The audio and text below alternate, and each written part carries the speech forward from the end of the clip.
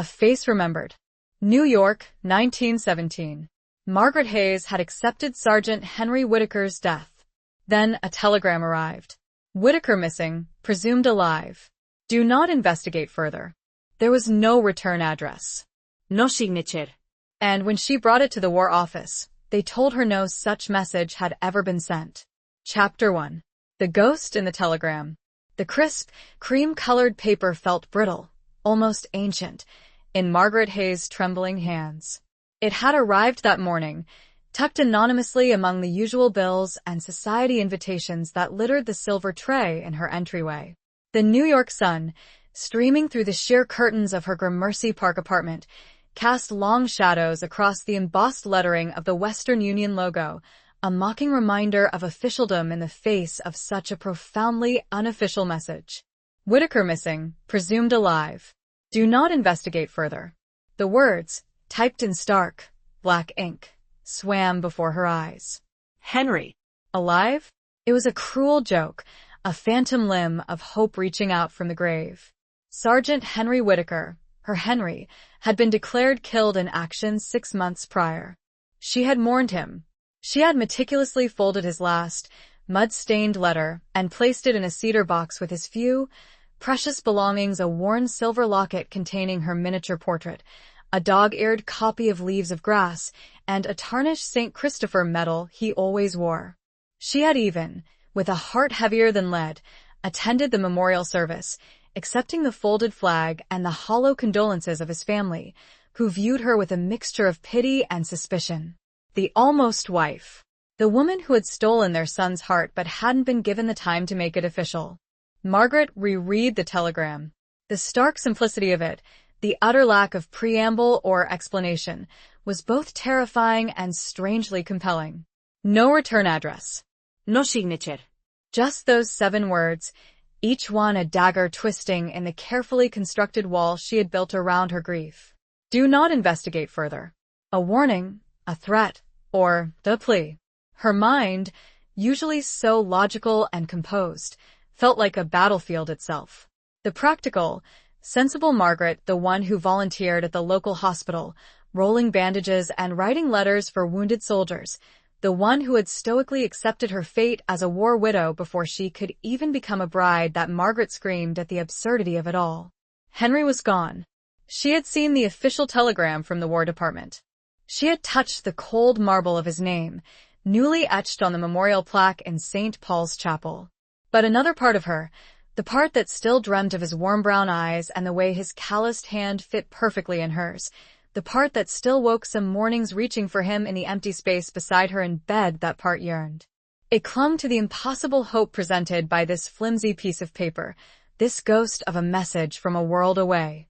She paced the length of her Persian rug, the telegram clutched in her fist. The grandfather clock in the hallway chimed the hour, each bong a resonant reminder of the relentless march of time, a time she had believed she would spend with Henry.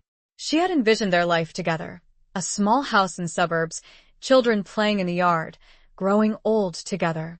All of that had been ripped away from her, leaving a gaping void where her future used to be. Suddenly, a wave of anger, hot and fierce, washed over her.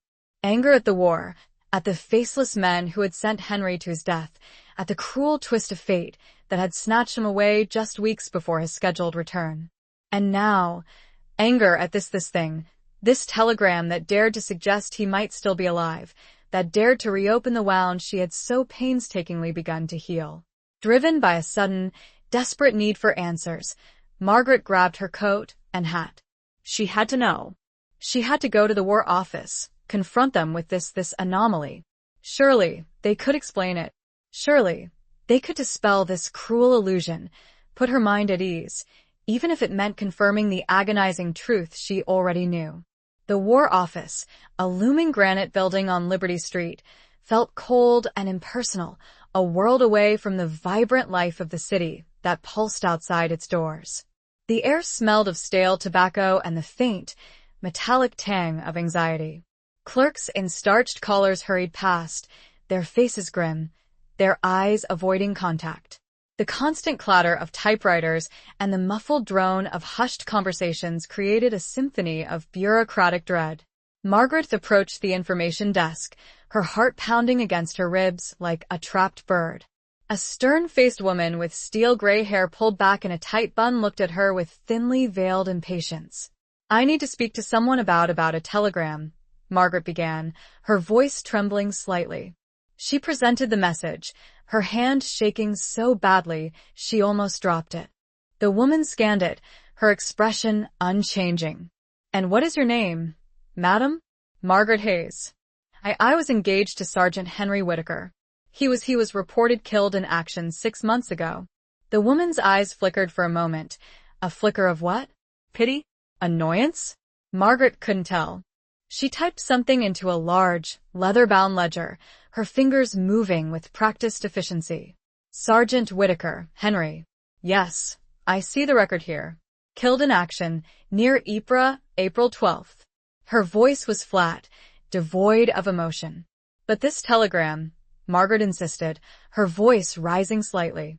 "It says he's missing, presumed alive. It tells me not to investigate." The woman sighed, a sound that conveyed years of dealing with grieving relatives, with desperate hopes and shattered dreams. "Madam, I understand this is difficult, but the War Department's records are accurate. We receive countless inquiries, many based on rumors. Misinformation grief can play tricks on the mind." "But this isn't a rumor," Margaret said, her voice now firm, fueled by a growing sense of defiance. "This is a telegram. From somewhere." The woman looked at the telegram again, then back at Margaret. "There is no record of this telegram being sent by the War Department, Miss Hayes. No record whatsoever. I assure you, if Sergeant Whitaker were alive, we would be the first to know." But Margaret felt a wave of dizziness, the room spinning around her. "But who sent it? And why?" The woman's expression softened, just slightly. "I cannot say, Miss Hayes. Perhaps it was a well-meaning friend, trying to offer comfort. Or, I'm afraid, perhaps it was a cruel prank. There are, unfortunately, people who take advantage of situations like these." Margaret stared at her, the words echoing in her ears. A prank? A cruel, heartless joke? It seemed impossible. And yet, the War Office's denial was absolute. She felt a crushing weight of despair settle upon her, heavier than any she had felt before. She had come seeking answers, seeking confirmation, seeking something to cling to. And she had found nothing. She turned to leave, the telegram feeling like a lead weight in her hand. As she reached the door, the woman called out to her, her voice surprisingly gentle. "Miss Hayes?" Margaret turned back. "I know this isn't what you wanted to hear, but sometimes it's better to let go, to accept the past and move on." Margaret nodded, unable to speak. She walked out of the War Office and into the bustling city streets, the noise and movement a jarring contrast to the numb silence that had enveloped her. She looked down at the telegram one last time, the words blurring through her tears. "Do not investigate further." A command she knew, with a certainty that defied all logic and reason, she could not obey. Something was not right. And, Henry or not, she will seek answers. Chapter 2. Whispers of a Second Chance. The days following her visit to the War Office were a blur of restless nights and anxious days. Margaret found herself caught between the official pronouncements of the government and the insistent whisper of the telegram, a whisper that refused to be silenced.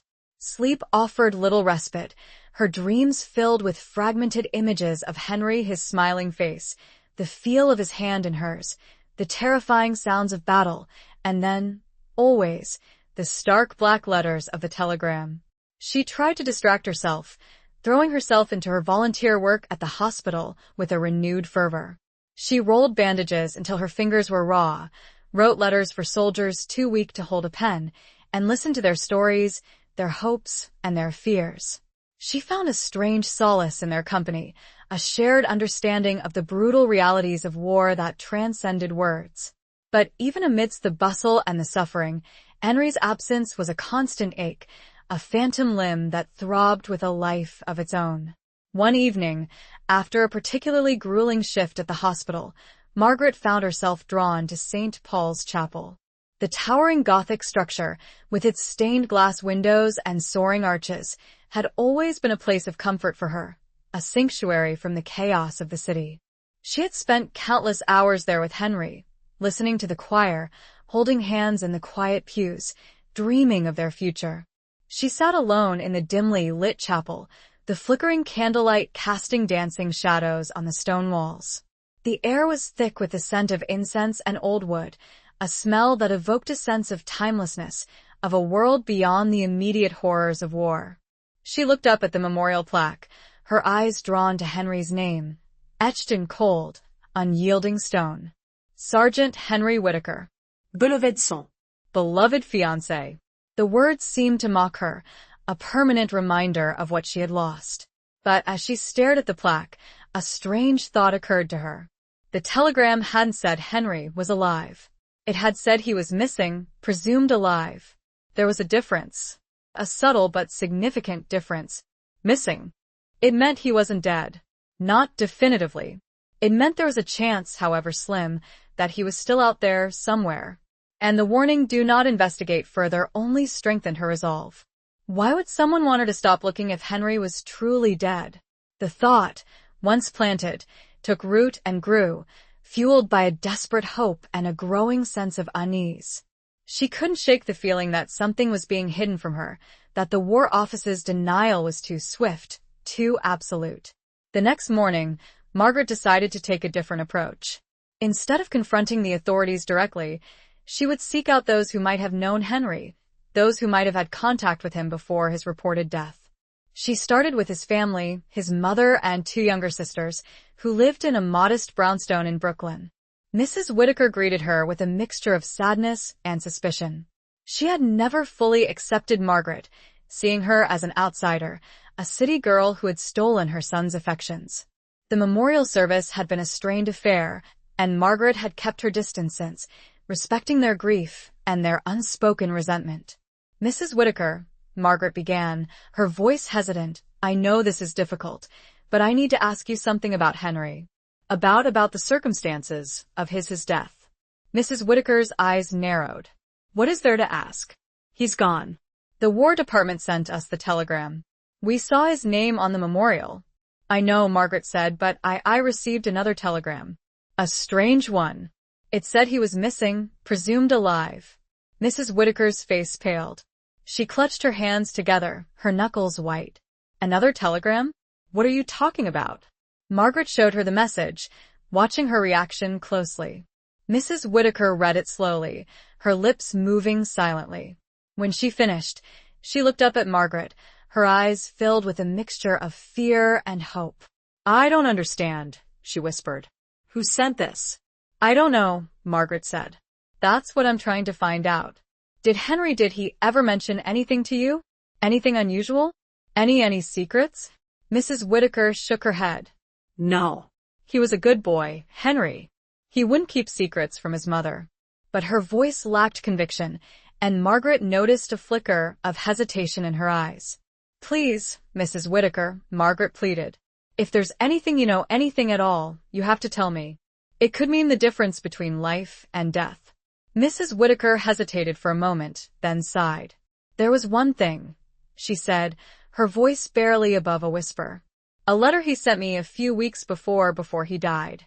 He said he was working on something important, something dangerous. He couldn't tell me what it was, but he said it could change everything." Margaret's heart quickened. "Change everything? What did he mean?" "I don't know," Mrs. Whittaker said. "He wouldn't say. He just told me to be careful, to trust no one." And then he was gone. A chill ran down Margaret's spine. Henry's words, echoed by his mother, resonated with the cryptic warning on the telegram. "Do not investigate further." It was clear now that Henry had been involved in something far more complex than she had ever imagined. Something that someone wanted to keep hidden. Margaret left the Whittaker brownstone with more questions than answers, but with a renewed sense of determination. She had a starting point, a thread to follow. Henry's secret, whatever it was the key to understanding his disappearance. And she was going to find it, no matter the cost. As she walked, she glanced at a newspaper.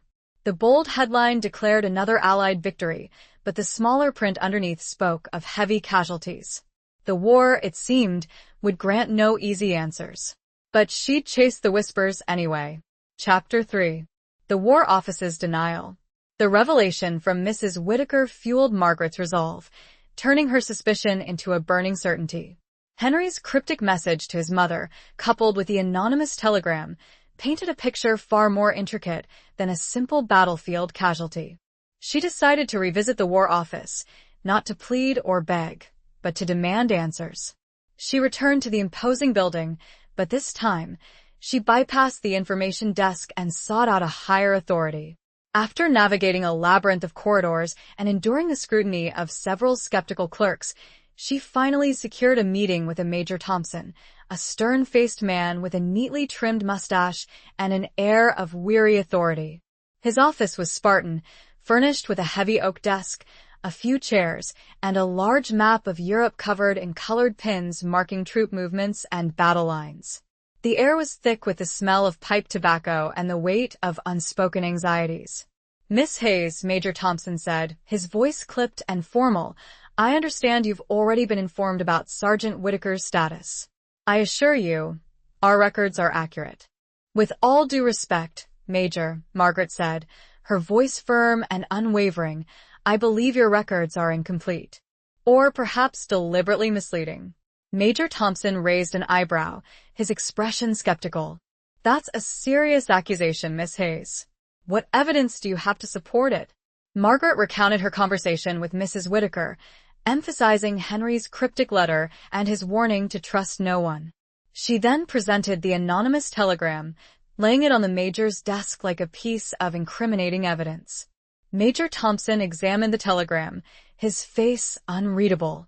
He then picked up a file from his desk, presumably Henry's, and skimmed through it. "Sergeant Whittaker was a brave soldier," he said, his voice softening slightly. "He served with distinction. But his death was confirmed by multiple witnesses. There were remains." Margaret felt a wave of nausea, but she forced herself to remain composed. "Remains can be misidentified, Major, especially in the chaos of battle. And this telegram," she tapped the paper on his desk, "suggests otherwise. It specifically tells me not to investigate. Why would it say that if there was nothing to hide?" Major Thompson sighed, running a hand through his thinning hair. "Miss Hayes, I understand your grief, but you're grasping at straws. This telegram, it could be anything. A hoax, a mistake, a misguided attempt at comfort." "It's not a mistake," Margaret insisted. "And it's not comfort. It's a warning. And it's connected to whatever Henry was working on before he died. He told his mother it was something important, something dangerous. Something that could change everything." Major Thompson's expression shifted, a flicker of unease crossing his face. He leaned back in his chair, his gaze fixed on Margaret. "Sergeant Whittaker was a communications officer," he said, his voice carefully measured. "He relayed messages, decoded transmissions. He wasn't involved in anything dangerous."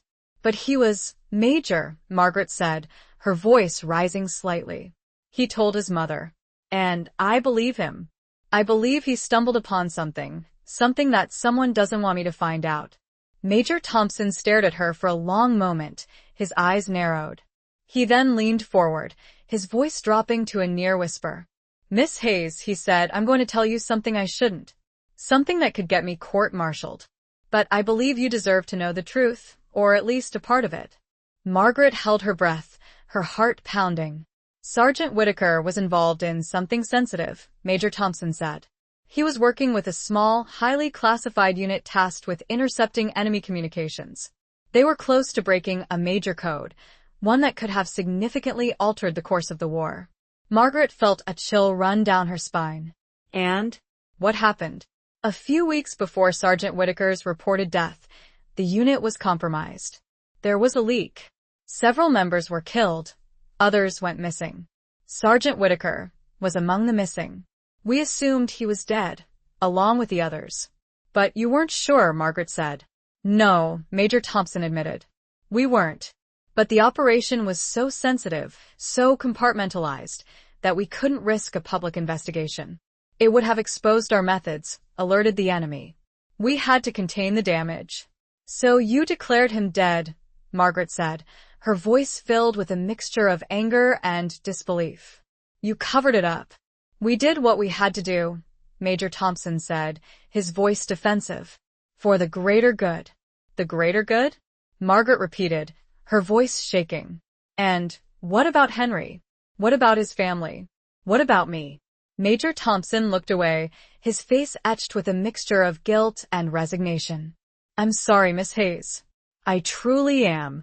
But there's nothing more I can tell you. And I strongly advise you to drop this matter. For your own safety. His words, meant to be a warning, only strengthened her resolve. He knew more, she was certain. But he wouldn't or couldn't tell her.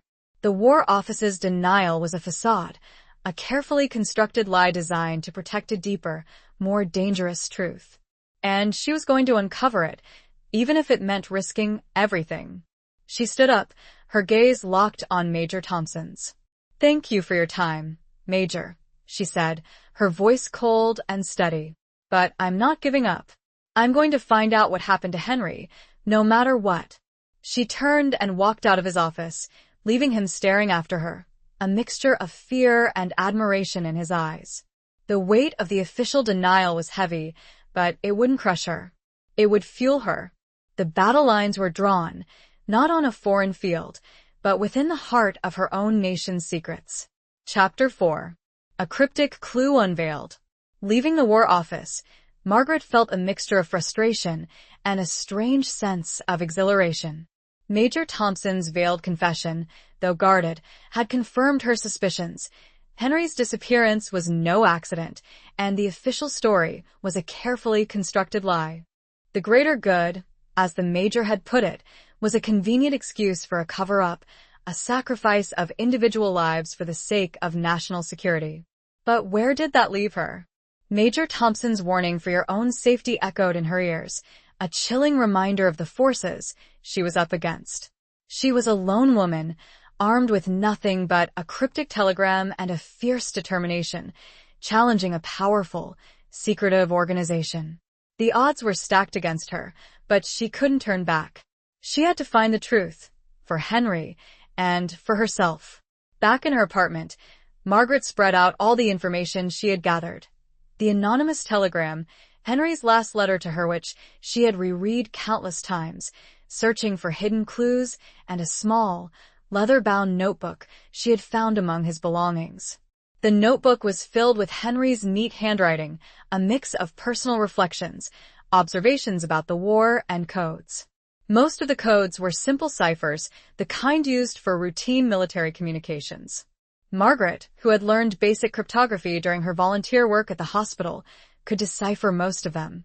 But there were a few entries that were different, more complex, using a system she didn't recognize. These entries were interspersed with seemingly random phrases and sketches, a drawing of a bird in flight, a series of numbers arranged in a grid, a phrase in French, Le Corbeau Noir, the Black Raven. Margaret spent hours poring over the notebook, trying to make sense of the cryptic entries. She consulted cryptography books she had borrowed from the library, experimented with different cipher keys, and even sought the help of a retired professor of mathematics who lived in her building. But nothing seemed to work. The code remained stubbornly unbreakable. One evening, while staring at the drawing of the bird in flight, Margaret noticed something she had overlooked before. The bird wasn't just any bird, it was a raven. And it was depicted in a very specific way, with one wing slightly lower than the other, as if it were injured. The phrase Le Corbeau Noir suddenly clicked. It wasn't just a random phrase, it was a description of the drawing. And the drawing, it was a symbol. A symbol of what? Margaret racked her brain, trying to recall anything Henry had ever said about ravens, about symbols, about anything that might connect to this cryptic clue. And then it hit her. The injured wing. Henry had once told her a story about a wounded raven he had found as a child, how he had nursed it back to health and set it free. He had always had a soft spot for injured creatures, a deep empathy for those who were vulnerable and in need of help. The injured wing, it was a symbol of vulnerability, of weakness. And the black raven, it represented something dark, something hidden, something compromised. The code, Margaret realized, wasn't just a code. It was a message, a warning about something that had been compromised, something that was in danger. But what was it? And who was Le Corbeau Noir? Margaret decided to focus on the series of numbers arranged in a grid. She recognized the format as a type of substitution cipher, where each number corresponded to a letter of the alphabet. But the key, the specific sequence of numbers that would unlock the code, was missing. She spent another day experimenting with different keys, trying every combination she could think of. Frustration mounted, and she was about to give up when she noticed a small, almost imperceptible mark on the corner of the page, next to the grid. It was a tiny, faded inscription, barely visible to the naked eye. She used a magnifying glass to examine it more closely. It was a date, April 5th, 1917. April 5th. It was a week before Henry's reported death. Could it be the key? Margaret carefully applied the date to the grid, using it as the substitution key. She started with the first row of numbers, substituting each number with a corresponding letter of the alphabet based on its position in the date. 0405-1917. DSQ. She continued with the next row, and the next, her heart pounding with anticipation. Slowly, painstakingly, a message began to emerge. Éviter qui rouge danger. Flee. Margaret stared at the decoded message, her mind reeling. Qui rouge. What did it mean? And who was supposed to flee? Was it a warning to Henry? Or to someone else? The pieces of the puzzle were starting to come together, but the picture they formed was terrifying. Henry had stumbled upon something dangerous, something that had put his life in danger. He had tried to warn someone, using this cryptic code. And then he had disappeared. Margaret knew she had to find out more about Quiet Rouge. It was the key to understanding Henry's disappearance and, possibly, to finding him alive. But where to start? She felt a growing sense of urgency, a feeling that time was running out. The telegram's warning, "Do not investigate further," now seemed less a threat and more an indication of the stakes involved. She was close. So very close.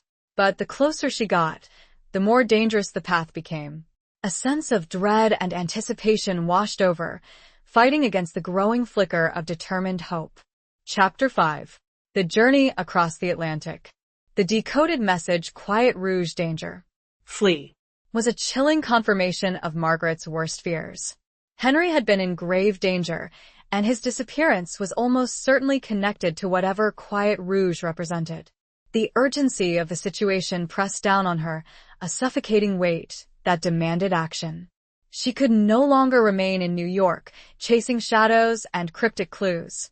She had to go to Europe, to the heart of the war, where Henry had vanished. The decision was both terrifying and exhilarating. Leaving the familiar comfort of her life, her friends, and her volunteer work, to venture into a war-torn continent was a daunting prospect. But the thought of Henry, possibly alive, possibly in need of her help, spurred her on. She couldn't abandon him, not now, not when she was so close to uncovering the truth. The journey across the Atlantic was fraught with danger and uncertainty. German U-boats patrolled the shipping lanes, and the threat of attack was ever present. Margaret booked passage on a British passenger liner, the RMS Carpathia, ironically, the same ship that had rescued survivors of the Titanic disaster 5 years earlier. The irony wasn't lost on her. She felt like she was embarking on a rescue mission of her own. The Carpathia was crowded with a mix of passengers, wealthy Americans returning to Europe, anxious families of soldiers, and a contingent of nurses and volunteers heading to the front lines. Margaret kept to herself, spending most of her time in her small cabin, poring over Henry's notebook and rereading his letters. She tried to glean any further clues, any hint of what Quiet Rouge might be, but the words remained stubbornly enigmatic. The voyage was long and arduous, the days marked by the constant thrum of the ship's engines and the ever-present fear of a torpedo attack. The nights were even worse, filled with the creaks and groans of the ship and the distant, mournful sound of foghorns. Margaret found it difficult to sleep, her mind racing with possibilities, her dreams haunted by images of Henry. She struck up a conversation with one of the nurses, a woman named Eleanor, who was heading to a field hospital in France. Eleanor was older than Margaret, with a kind face and a quiet strength that inspired confidence. Margaret confided in her, sharing her story and her fears. "It's a long shot," Eleanor admitted, "but I admire your courage. Most women would have given up by now. War, it changes everything. It makes you realize what's truly important." "I just can't bear the thought of him being gone," Margaret said, her voice choked with emotion. "Not without knowing the truth." "I understand," Eleanor said. "My brother was killed at the Somme. I never got to say goodbye. That's why I'm doing this, going to France. To help those who are still fighting, to make a difference." Eleanor's words resonated with Margaret. She too wanted to make a difference, to help those who were suffering, but her primary motivation was Henry. She had to find him, or at least find out what had happened to him. As the Carpathia neared the coast of England, the tension on board increased. The threat of U-boats was greater in these waters, and everyone was on edge. Lifeboat drills were conducted frequently, and passengers were instructed to keep their life jackets within easy reach. One evening, as the sun was setting, casting a fiery glow over the turbulent waters, the alarm sounded. The ship lurched violently, throwing passengers off their feet. The dreaded sound of a torpedo explosion echoed through the hull. Panic erupted. People screamed, cried, and scrambled for the lifeboats. Margaret, her heart pounding, grabbed her life jacket and Henry's notebook and made her way to the deck. The scene that greeted her was chaos. Smoke billowed from the ship's side, and the smell of burning oil filled the air. Lifeboats were being lowered, filled with women and children. The crew struggled to maintain order, their faces grim with determination. Margaret searched for Eleanor, but she was nowhere to be seen. She helped an elderly woman into a lifeboat, then hesitated. She couldn't leave without knowing if Eleanor was safe. She made her way back inside the ship, dodging falling debris and panicked passengers. She found Eleanor in a lower deck, tending to a wounded sailor. "Eleanor," Margaret cried, "we have to go. The ship is sinking." "I can't leave him," Eleanor said, her voice calm but strained. "He's badly injured."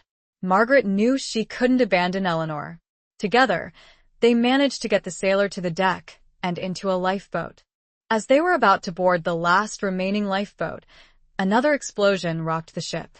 Margaret was thrown to the deck, hitting her head. She blacked out.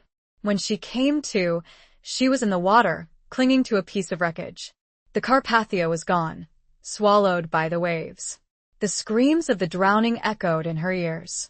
She saw Eleanor surface, but she disappeared shortly after. Margaret was alone with the flotsam.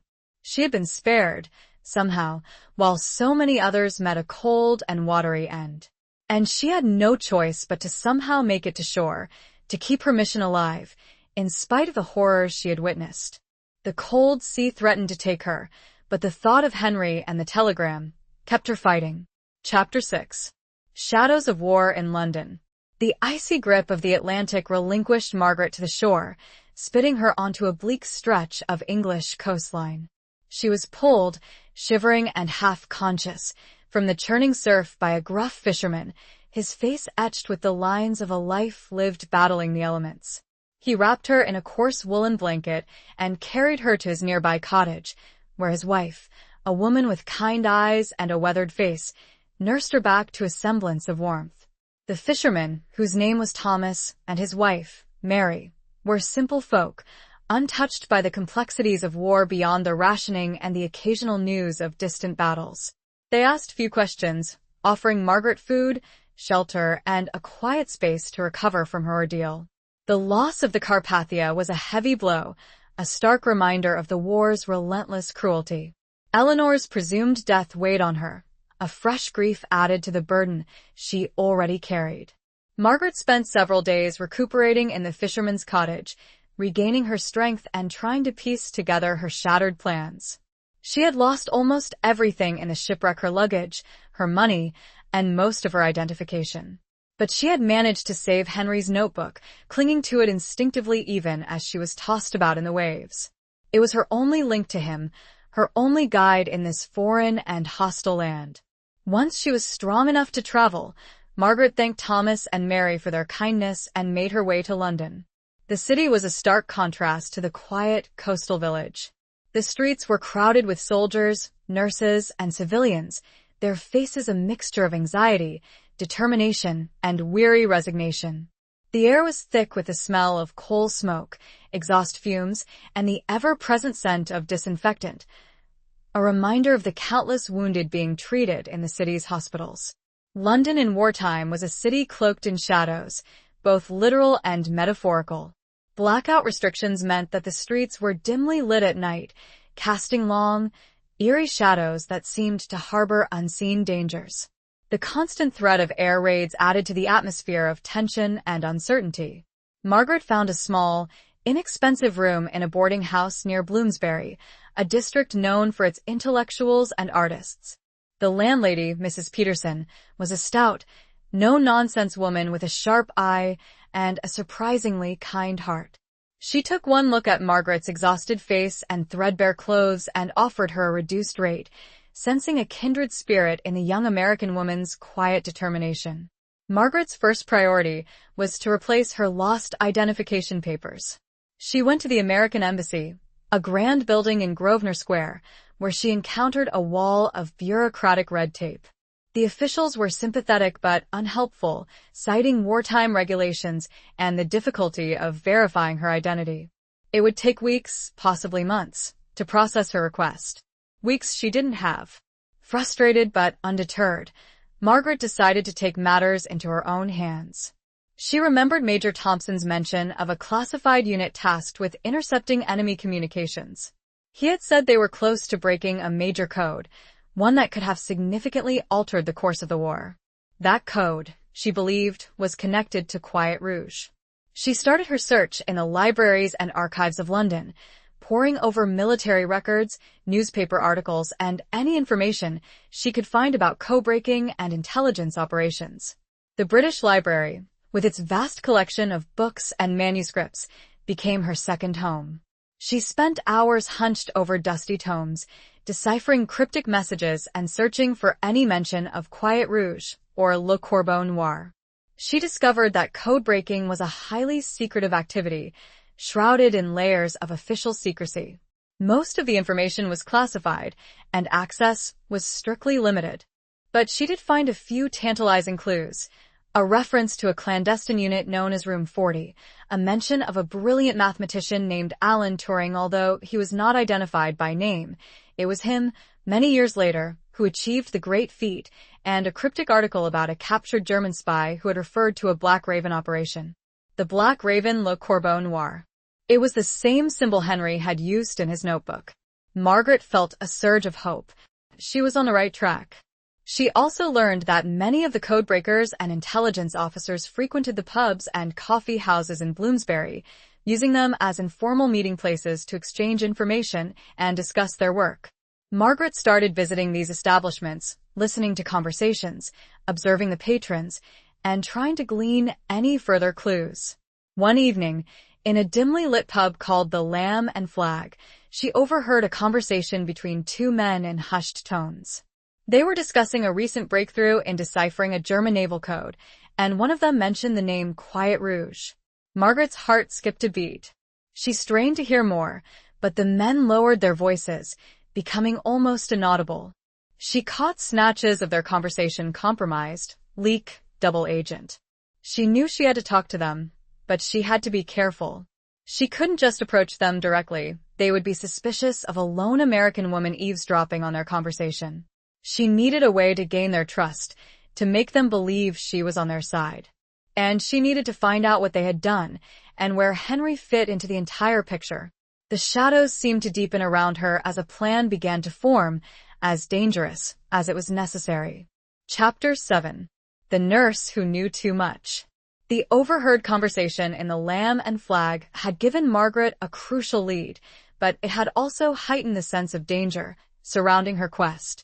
Quiet Rouge, compromised, leak, double agent, these words painted a picture of espionage and betrayal, a world far more treacherous than she had initially imagined. She knew she had to tread carefully. One wrong move could expose her, and potentially put her in grave danger. Margaret decided to use her volunteer work at the hospital as a cover, a way to gather information and make contacts without raising suspicion. She had managed to secure a temporary position at a military hospital in Chelsea, tending to wounded soldiers returning from the front.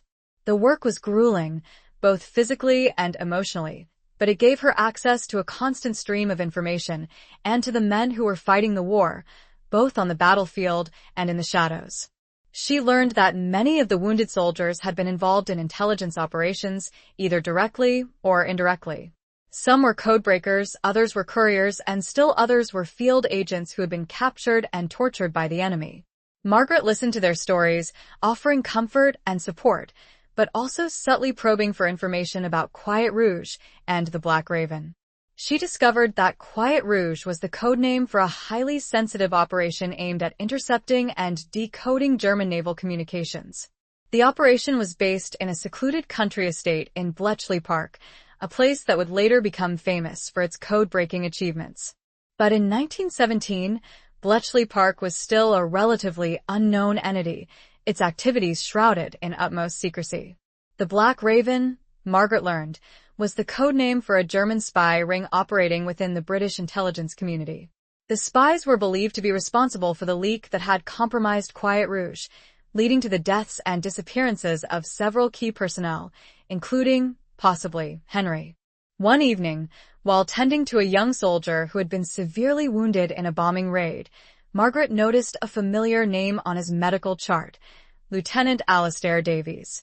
It was one of the names she had overheard in the Lamb and Flag. Davies was unconscious, his face pale and drawn. He had suffered multiple shrapnel wounds and was in critical condition. Margaret felt a surge of both fear and opportunity. This could be her chance to get closer to the truth, but she had to be extremely cautious. She started spending more time at Davies' bedside, monitoring his condition and offering him small comforts. She noticed that he often muttered in his sleep, his words a jumble of English and French. She recognized some of the phrases Le Corbeau Noir, Trahison Betrayal, Le Message the Message. One night, Davies woke up briefly, his eyes filled with a mixture of pain and fear. He looked at Margaret, his gaze unfocused. "The nurse," he whispered, his voice barely audible. "The nurse, she knows too much." Margaret leaned closer, her heart pounding. "What nurse, Lieutenant? What do you mean?" Davies struggled to speak, his breath coming in ragged gasps. "The red hair Quiet Rouge." He closed his eyes, falling back into unconsciousness. Margaret was left with a new mystery, a new piece of the puzzle. A nurse with red hair. Who was she? And what did she know about Quiet Rouge? Margaret started discreetly inquiring about the nurses who worked at the hospital, paying particular attention to those with red hair. She discovered that there were several, but one stood out, a woman named Geneviève Dubois, a French nurse who had been working at the hospital for several months. Geneviève was known for her efficiency and her dedication to her patients, but she was also somewhat aloof, keeping to herself and avoiding social interactions. She had a reputation for being secretive. Margaret started observing Geneviève, watching her movements, her interactions with other staff members, and her patients. She noticed that Geneviève often spent time in the hospital's records room, and that she frequently made calls from the public telephone booth near the entrance. One afternoon, Margaret saw Geneviève leaving the hospital, carrying a small, leather-bound book that looked suspiciously familiar. It was the same size and shape as Henry's notebook. Margaret followed Geneviève at a discreet distance, her heart pounding with a mixture of excitement and dread. Geneviève walked to a nearby park, sat on a bench, and opened the book. She started writing in it, her brow furrowed in concentration. Margaret knew she had to get a closer look at that book. It could contain the key to unlocking the mystery of Quiet Rouge and to finding out what had happened to Henry. But how? She couldn't just confront Geneviève. She would deny everything, and Margaret would be exposed. As Geneviève finished, she glanced furtively around. Margaret ducked behind a tree, adrenaline coursing. The nurse tucked the notebook into her bag and began walking briskly away. Margaret decided it was now or never. And like Henry, She had a deep empathy for those who were vulnerable, in danger, even if the nurse was the very source of it. She felt that the solution to the mystery and Henry's fate rested now on her next decision. Chapter 8. A glimpse of the missing sergeant. The encounter with Genevieve, the red-haired nurse, had left Margaret with a burning certainty. The woman was connected to Quiet Rouge and, possibly, to Henry's disappearance. The notebook Genevieve carried, so similar in appearance to Henry's, was a tantalizing clue, a potential source of vital information. Margaret knew she had to find a way to get her hands on it, but she had to be extremely careful. One wrong move could expose her, alerting Genevieve and jeopardizing her entire mission. Margaret decided to use her position at the hospital to her advantage. She knew that Genevieve often worked late shifts, and that she had a habit of taking a short break in the hospital's small, secluded garden, a quiet oasis amidst the chaos and suffering of the wards. One evening, during Genevieve's break, Margaret slipped into the garden, pretending to be tending to the flowers. She watched as Genevieve sat on a bench, opened her notebook, and started writing. Margaret positioned herself behind a large rose bush, close enough to observe Genevieve, but hidden from view. She waited patiently, her heart pounding, her senses on high alert. After a few minutes, Genevieve was called back inside the hospital by a passing orderly.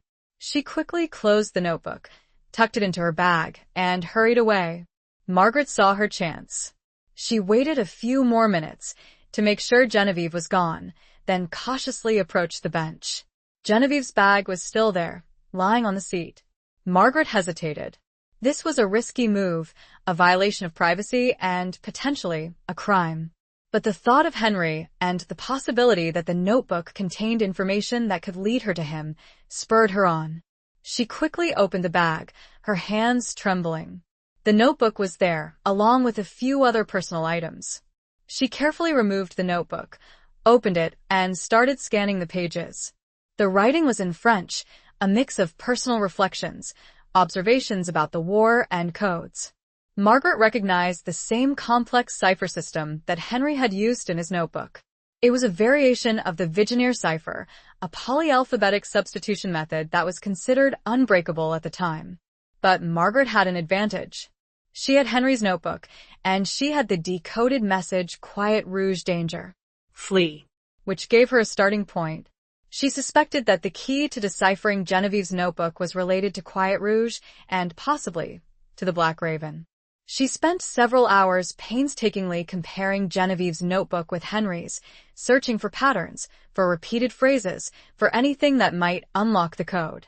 She used the Quiet Rouge phrase as a potential key, trying different variations and combinations. Finally, after what seemed like an eternity, she found a match. A series of numbers and letters in Genevieve's notebook corresponded to a similar sequence in Henry's, using a modified version of the Quiet Rouge key.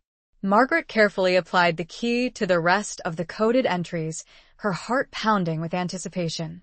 Slowly, painstakingly, a message began to emerge. Le Corbeau Noir Trahison Whittaker Prisonnier Chateau The Black Raven Betrayal Whittaker Prisoner Castle. Margaret stared at the decoded message, her mind reeling. Henry was alive. He was a prisoner, held captive by the Black Raven somewhere in a castle. The revelation was both exhilarating and terrifying. Exhilarating because it confirmed her deepest hope that Henry was still alive. Terrifying because it meant he was in grave danger, at the mercy of a ruthless enemy's spy ring. But where was he? Which castle? The message didn't specify. Margaret knew she had to act quickly. She had to find the castle, and she had to rescue Henry. But she couldn't do it alone. She needed help. She thought of Major Thompson, the War Office official who had given her the initial, veiled confession. He was her only contact within the British intelligence community, the only person who might be willing to help her. But could she trust him? He had lied to her before, covered up Henry's disappearance for the greater good. Was he part of the conspiracy, or was he genuinely trying to protect her? She decided to take a chance. She had no other choice. She arranged a clandestine meeting with Major Thompson, choosing a secluded spot in Hyde Park, away from prying eyes. She told him about Genevieve's notebook and the decoded message, showing him the evidence. Major Thompson listened intently, his face grim. He examined the notebook, his eyes widening as he recognized the cipher system. "This is incredible," he said, his voice hushed. "You've cracked the code. You've found him. But where is he, Major?" Margaret asked, her voice urgent. "Which castle?" Major Thompson hesitated. "There are many castles in France," he said. "It could be anywhere." "There has to be something," insisted Margaret. "Some detail. Something that wasn't fully decoded." Thompson ran a hand through his hair, deep lines etching themselves on his forehead. He looked again at the partially decoded message. "Prisonnier, Chateau, there is one more entry, mostly obscured, that follows. I cannot make sense of it." Margaret leaned in, pointing to a scrawled series of letters. Try combining Henry's key phrase with the Black Raven." Thompson worked, his brow furrowed in concentration. After several tense minutes, his eyes lit up. "My God. De Valois. Chateau de Valois." Margaret had heard the name before, somewhere. "Where is it?" "Northern France, near the Belgian border.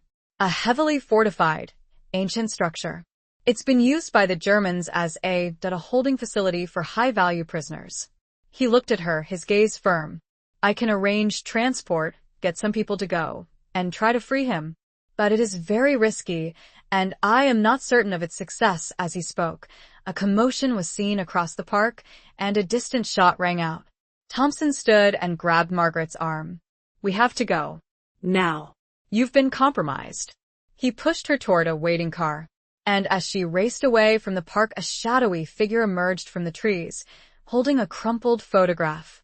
A photograph of Henry and Margaret, together from before the war. Chapter 9. The Forbidden Rendezvous. The hurried escape from Hyde Park, the sound of the gunshot echoing in her ears, confirmed Margaret's worst fears.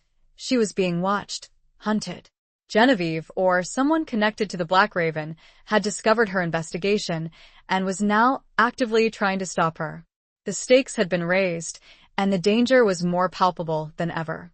Major Thompson, his face grim and determined, drove her to a safe house, a nondescript row house in a quiet London suburb. The house was sparsely furnished but secure, with reinforced doors and windows, and a hidden escape route in the back. "You'll be safe here for now," Thompson said, his voice tight with urgency. "But we need to move quickly. We have to get you to France, to Chateau de Valois, before they find you." Margaret nodded, her mind racing. The image of Henry, imprisoned in that ancient castle, spurred her on. She couldn't afford to be afraid, not now, not when she was so close to finding him. Thompson explained the plan. He would arrange for false papers, identifying her as a Red Cross nurse traveling to France to assist with the war effort. He would also provide her with a contact, a member of the French resistance, who would help her reach Chateau de Valois and, hopefully, rescue Henry. "It's a long shot," Margaret, Thompson admitted. "The chateau is heavily guarded, and the Germans are ruthless. But it's our only chance." "I understand the risks, Major," Margaret said, her voice firm. "But I'm not turning back. I have to do this for Henry." Thompson looked at her, his eyes filled with a mixture of admiration and concern. "You're a brave woman, Margaret Hayes. Braver than you know." He gave her a small, loaded pistol. "For protection," he said. "But use it only as a last resort. Your best weapon is your wits." Margaret took the pistol, its cold weight a sobering reminder of the dangers she faced. She had never fired a gun before, but she knew she would do whatever it took to survive, to reach Henry. The next few days were a blur of preparations. Margaret studied her false identity, memorizing the details of her fabricated past. She learned basic French phrases, enough to get by, and she practiced using the pistol, firing at targets in the safe house's basement. Thompson arranged for her to travel to France by boat, a small, unmarked vessel that would slip across the English Channel under cover of darkness. The journey was perilous, the threat of German patrols and mines ever present. Margaret spent the voyage huddled in the ship's cramped hold, her thoughts consumed by Henry. She imagined him imprisoned in that dark, forbidding castle, his spirit unbroken, his hope sustained by the memory of their love.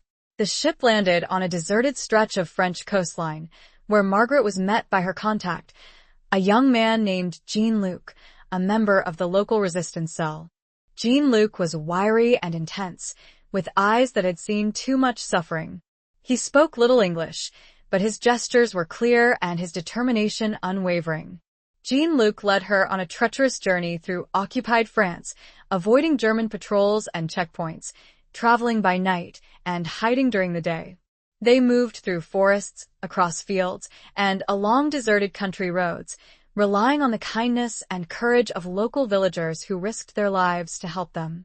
Margaret saw firsthand the devastation of war: bombed-out villages, ravaged fields, and the haunted faces of the French people living under the constant threat of German occupation. The experience strengthened her resolve, fueling her determination to fight for freedom, for justice, and for Henry. After several days of arduous travel, they reached the outskirts of the village nearest Chateau de Valois. The castle loomed in the distance, a formidable silhouette against the stormy sky. Its ancient stones seemed to exude an aura of menace, a chilling reminder of the power and cruelty of the enemy. Jean-Luc led her to a hidden safe house, a small, abandoned farmhouse on the edge of the forest. He introduced her to the other members of his resistance cell, a group of men and women who had dedicated their lives to fighting the German occupation. They were a diverse group, united by their hatred of the enemy and their unwavering belief in freedom. They welcomed Margaret with cautious warmth, impressed by her courage and her determination to rescue her fiancé. Jean-Luc explained the plan. They had been monitoring the chateau for months, observing the routines of the guards, the deliveries of supplies, and the comings and goings of the German officers. They had identified a weak point in the castle's defenses, a small, unguarded postern gate that led to a network of underground tunnels. The plan was for Margaret, disguised as a local peasant woman, to infiltrate the castle through the postern gate, locate Henry, and help him escape through the tunnels. Jean-Luc and his team would provide a distraction, creating a diversion to draw the guards away from the gate. It was a daring, almost suicidal plan, but it was their only hope. Margaret knew the risks, but she was willing to face them for Henry. She spent the next few hours preparing, studying the layout of the castle, memorizing the escape route, and practicing her role as a peasant woman. Jean-Luc, checking their meager supplies, looked at Margaret. "Tonight," he said simply. "We go tonight." Margaret nodded. The forbidden rendezvous was at hand. There was fear, of course, but stronger than the fear was the image of Henry's face and the hope of reunion. Chapter 10. Secrets in the Trenches. Night fell, casting a cloak of darkness over the French countryside. The air was cold and damp, a chilling mist clinging to the ground. Margaret, dressed in the rough, worn clothes of a peasant woman, her face smudged with dirt, felt a knot of apprehension tighten in her stomach. But beneath the fear, a steely determination burned, fueled by the image of Henry and the hope of reunion. Jean-Luc and his team had positioned themselves near the chateau, ready to create their diversion. Margaret, accompanied by a young resistance fighter named Antoine, made her way through the forest, following a narrow, overgrown path that led to the postern gate. Antoine was barely more than a boy, but his eyes held the hardened gaze of someone who had witnessed too much violence. He moved with a silent grace, his footsteps barely disturbing the fallen leaves. "Are you afraid?" Antoine asked, his voice a hushed whisper. Margaret hesitated. "Yes," she admitted. "But I'm more afraid of failing." Antoine nodded, understanding in his eyes. "Fear is natural," he said. "But courage is choosing to act despite the fear." They reached the postern gate, a small, wooden door hidden in the shadows of the castle wall. It was unguarded, just as Jean-Luc had predicted. Antoine quickly and silently picked the lock, and the gate creaked open, revealing a dark, narrow passage. "Good luck," Antoine whispered, his hand squeezing Margaret's arm in a gesture of solidarity. "May the spirits be with you." Margaret nodded, took a deep breath, and slipped through the gate, entering the labyrinthine depths of Chateau de Valois. The passage was damp and cold, the air thick with the smell of mildew and decay. The only light came from the faint glow of Margaret's small, hooded lantern, casting eerie shadows on the rough-hewn stone walls. She followed the map Jean-Luc had given her, navigating the twisting corridors and narrow staircases. The silence was oppressive, broken only by the occasional drip of water and the distant echo of her own footsteps. She reached a large, vaulted chamber which, according to the map, served as a storage room for the castle's provisions. She could hear the muffled sounds of voices coming from the other side of a heavy wooden door. Margaret extinguished her lantern and pressed her ear against the door, listening. She could make out the voices of two men, speaking in German. They were discussing a prisoner, referring to him as der Amerikaner, the American. Margaret's heart quickened. It had to be Henry. She waited, listening intently, trying to glean any information about his location, his condition. The men mentioned a special cell, located in the castle's highest tower, reserved for high-value prisoners. The voices faded as the men moved away. Margaret waited a few more minutes to make sure they were gone, then cautiously opened the door. She found herself in a large, dimly lit corridor, lined with cells. Most of the cells were empty, but she could hear the faint sounds of movement coming from one at the end of the corridor. She crept along the corridor, her heart pounding, her senses on high alert. She reached the cell, peered through the small, barred window. A figure was huddled in the corner, his back to her. He was thin and gaunt, his clothes ragged, his hair matted. But she recognized the shape of his head, the curve of his shoulders. It was Henry. Margaret's breath caught in her throat. She wanted to cry out, to call his name, but she knew she had to be careful. She had to make sure he was alone, that there were no guards nearby. She tapped lightly on the bars, her heart hammering against her ribs. The figure stirred, slowly turning around. His face was pale and drawn, with dark circles under his eyes. But his eyes, those familiar brown eyes, filled with a mixture of pain and recognition. "Margaret?" he whispered, his voice hoarse and disbelieving. Tears welled up in Margaret's eyes. "Henry," she whispered back, her voice choked with emotion. "It's me. I'm here." Henry stared at her, his eyes widening in disbelief. He staggered to his feet, his hands reaching out to touch the bars. "Margaret, how did you find me?" "It's a long story," Margaret said, her voice trembling. "But I'm here to get you out." She quickly explained the plan, telling him about the resistance, the postern gate, the escape route. Henry listened intently, his eyes never leaving her face. "You're incredible," he said, his voice filled with awe and gratitude. You risked everything for me." "I would do anything for you, Henry," Margaret said, her voice firm. "I love you." Henry's eyes filled with tears. "I love you too, Margaret. More than words can say." They were interrupted by the sound of approaching footsteps. Margaret quickly pulled Henry back from the window, urging him to be silent. Two German guards walked past the cell, their boots echoing on the stone floor. They stopped briefly, checking the lock, then moved on. Margaret waited until their footsteps had faded, then turned back to Henry. "We have to go now," she said, her voice urgent. "The diversion won't last long." She produced a small set of lock picks, which Jean-Luc had given her. She had practiced using them, but her hands were shaking, making it difficult to manipulate the intricate mechanism. "Let me," Henry said, his voice surprisingly steady. I learned a few things during my captivity." He took the lockpicks from Margaret, his fingers working with practiced ease. Within seconds, the lock clicked open. Margaret pushed open the cell door, and Henry stepped out, his legs wobbly from disuse. He leaned on Margaret for support, his body weak but his spirit strong. "Let's go," Margaret said, her voice determined. "We're getting out of here." They began moving. As they carefully navigated the corridors back toward the storage room, a shout rang out, followed by gunfire. The alarm had been raised. Margaret pulled Henry close. "Stay with me," she whispered. The die was cast. The only thing to do was fight and run. Chapter 11. Betrayal and Sacrifice. The sudden eruption of shouts and gunfire shattered the fragile illusion of safety, plunging Margaret and Henry into a desperate race against time. The carefully laid plans of the resistance, the hope of a clean escape, dissolved into a chaotic struggle for survival. Run. Margaret urged, pulling Henry along the corridor, his weakened legs struggling to keep pace. The sounds of pursuit grew closer, the heavy boots of German soldiers echoing ominously on the stone floor. They reached the storage room, where they had first heard the guards' voices. Margaret quickly extinguished her lantern, plunging the room into darkness. They huddled behind a stack of crates, their hearts pounding, their breaths held tight.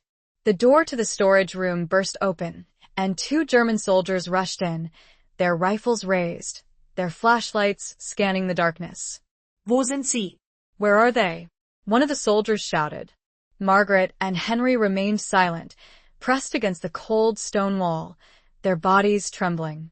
The soldiers moved closer, their flashlights sweeping across the crates, their shadows dancing menacingly on the walls. One of the soldiers spotted a flicker of movement, a slight shift in the darkness. He raised his rifle, aiming directly at the spot where Margaret and Henry were hiding. Just as he was about to fire, a figure emerged from the shadows, tackling the soldier to the ground. It was Antoine, the young resistance fighter who had helped Margaret enter the castle. Antoine struggled with the soldier, his knife flashing in the dim light. The other soldier turned, firing his rifle at Antoine.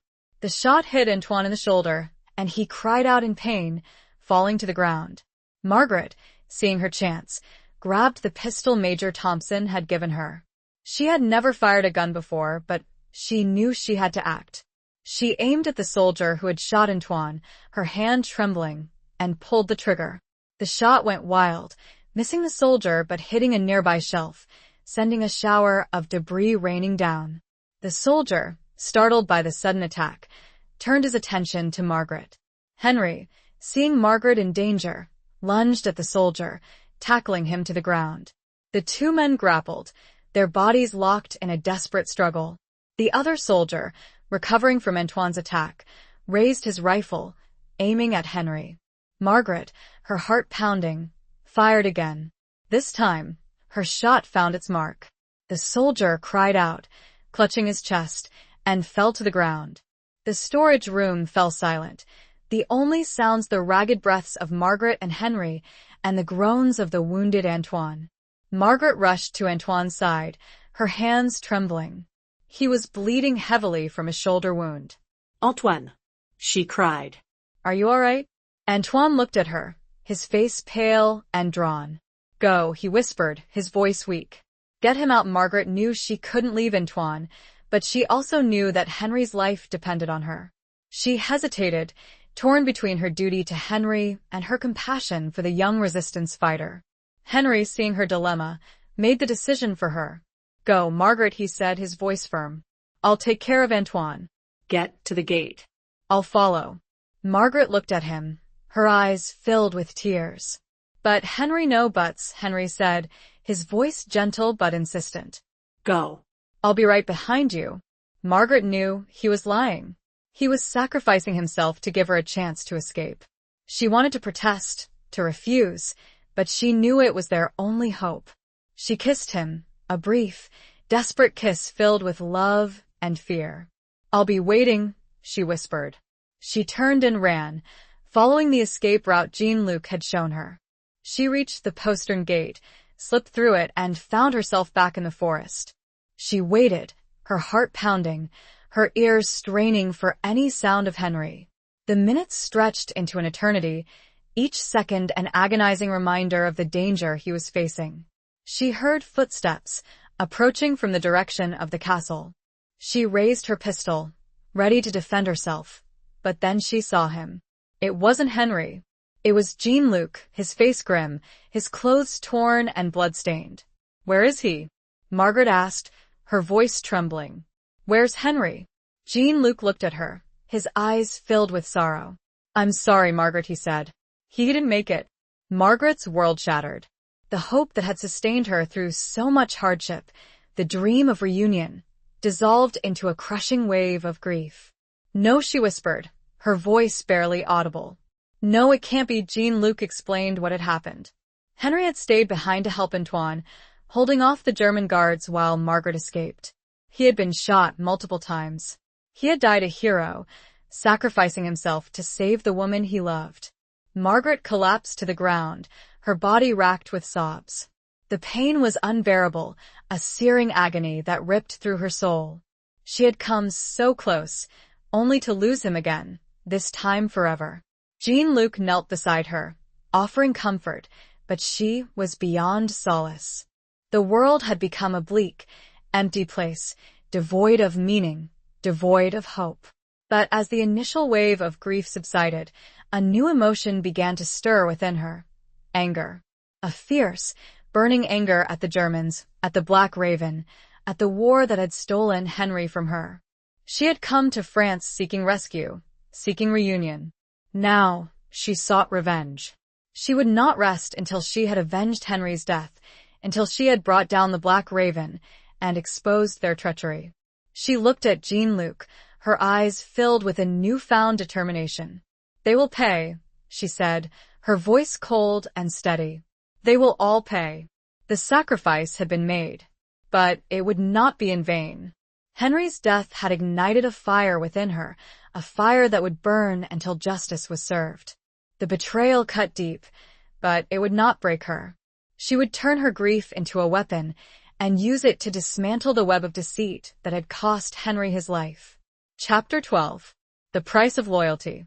The crushing weight of Henry's death, the knowledge of his sacrifice, transformed Margaret. The grief remained, a deep, abiding ache in her heart, but it was now intertwined with a fierce determination, a burning desire for justice. She would not allow Henry's death to be in vain. She would avenge him, and she would expose the treachery of the Black Raven. Jean-Luc, understanding her pain and her resolve, offered his support. He and his resistance cell had lost many comrades to the Germans, and they shared Margaret's thirst for revenge.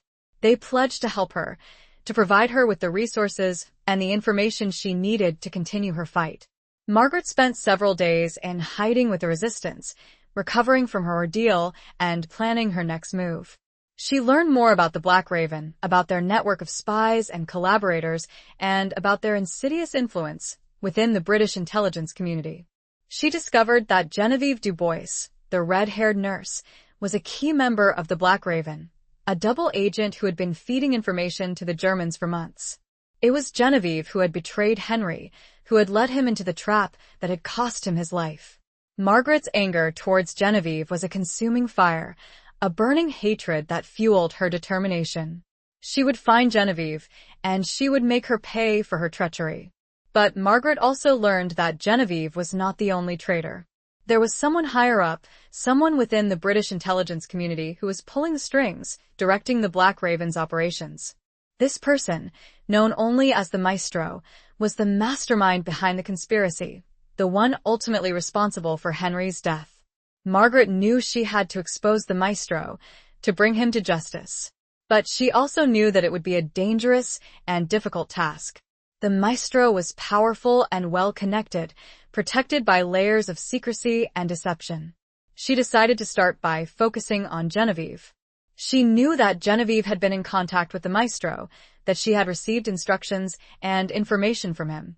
If Margaret could intercept those communications, she might be able to identify the Maestro and expose his treachery.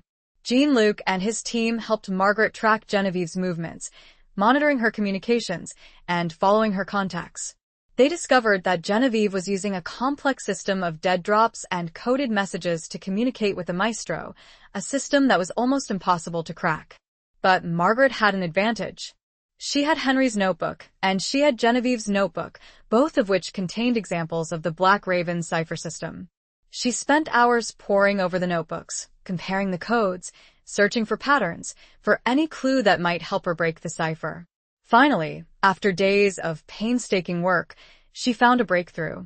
She discovered a small, almost imperceptible variation in the cipher system used by Genevieve and the Maestro, a variation that Henry had not used in his notebook.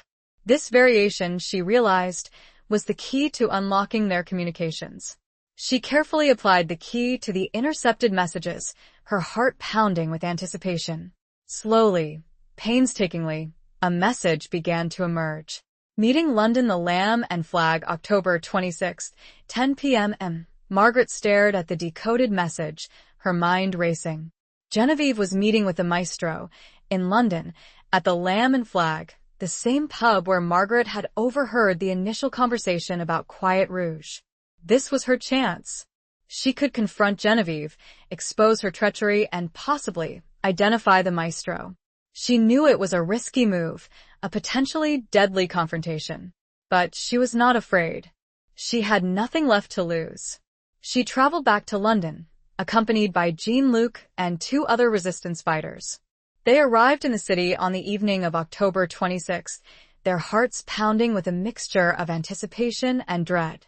They made their way to the Lamb and Flag, a dimly lit, crowded pub filled with the usual mix of soldiers, civilians, and shadowy figures.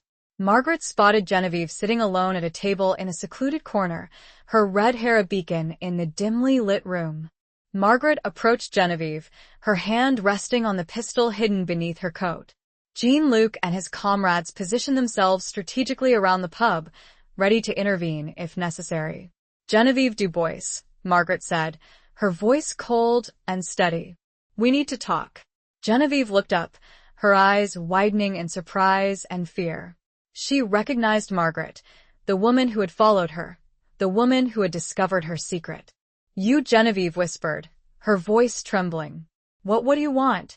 "I want the truth," Margaret said, her voice unwavering. "I want to know who the maestro is." "And I want to know why you betrayed Henry." Genevieve hesitated, her eyes darting around the pub, searching for an escape. But there was none. I don't know what you're talking about," she stammered. "Don't lie to me, Genevieve," Margaret said, her voice rising slightly. "I know you're a member of the Black Raven. I know you betrayed Henry. And I know you're meeting with the maestro tonight." Genevieve's face paled. She knew she was trapped. "All right," she said, her voice barely above a whisper. "I'll tell you. But you have to promise me you'll let me go." "I promise you nothing," Margaret said, her voice cold. "Tell me who the maestro is." Genevieve hesitated for a moment, then sighed. It's Major Thompson," she said, her voice trembling. "Major Alistair Thompson. He's the maestro." Margaret's world tilted on its axis. Major Thompson? The man who had helped her, who had warned her, who had arranged for her to go to France. It couldn't be true. But it was. The pieces of the puzzle suddenly fell into place.